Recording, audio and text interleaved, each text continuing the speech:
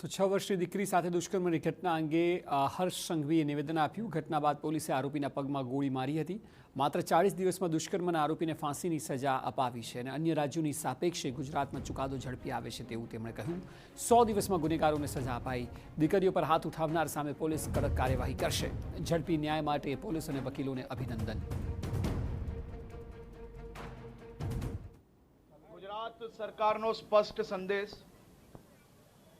દીકરીઓ કે બહેનો પર હુમલો એટલે જીવનનો અંત।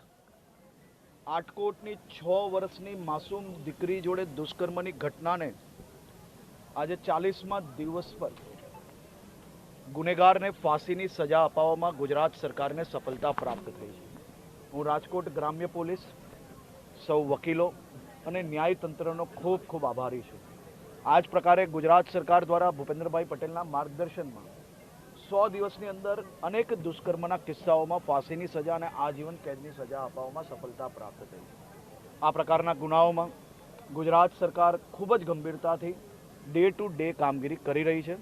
આવનારા દિવસોમાં આ પ્રકારના જે પેન્ડિંગ કેસીસ છે એની ઉપર બી ડે ટુ ડે કામગીરી કરવા માટે ગુજરાત સરકારનો